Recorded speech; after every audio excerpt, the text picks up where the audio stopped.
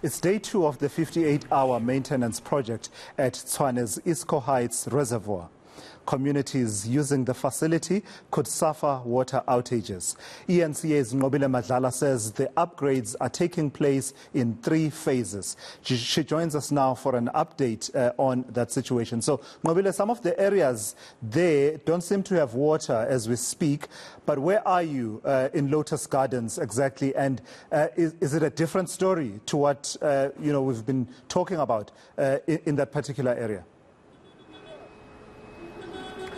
Well, to us in Lotus Garden, it's been quite simply clear that most people here do have some water. Well, parts of it, because we've been to a couple of extensions. So the extension that we are currently in a car wash, they're currently saying that they're not worried about water at this point. You can see they are working behind me. So they do have some excess of water. Parts around here, though, they did say that they did experience some form of in a way, less pressure, because we started at a salon and they said they saw that there was a bit of less pressure, especially in the afternoon. But during the day, they have not seen anything like that, so they have not been affected.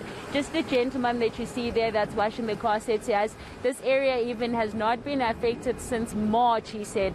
Apparently, that's when they had some water issues, but so far, so good for them. So it seems the 24 hours of that water outage for Lotus Garden has not been as bad. I mean, we have reached out to other communities, and so far we do know that also in Philip Nel Park, they did say that they also experienced just a slight pressure issue in the afternoon, but not much after that. So it seems the 24 hours so far for the residents hasn't been as frustrating as it was expected to be at this point. All right, and the city is telling us that the upgrades will be in 3 phases. What's that all about? Well, so from what we understand, there are 3 different phases. So this is the 24 hours of the first 58 hours. Phase 1. So from what we understand, the city of Tshwane is saying that they are replacing the ailing infrastructure, saying that it's quite important that they ensure that their infrastructure is up to scratch and up to standard.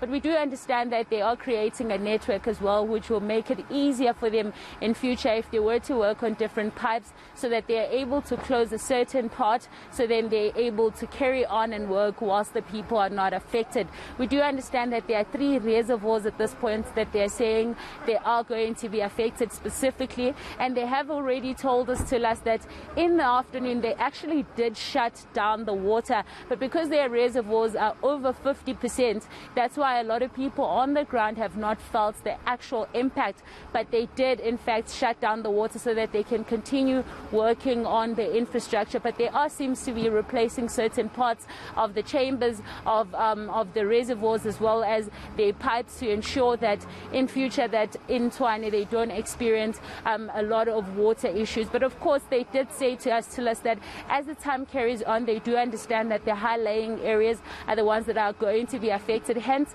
they did put Lotus Gardens as one of the areas that will be affected. But we do understand that on the first one, and unfortunately for them, they haven't yet been affected. But of course only time in this point will tell whether or not it will continue like how they are going so far. We've seen also in Johannesburg how the impact carried on long after the replacement, but we do understand that at this point they're saying that they're quite confident that this will go very well. All right, thank you for that. That's eNCA's Nqobile Madlala reporting live there from Pretoria.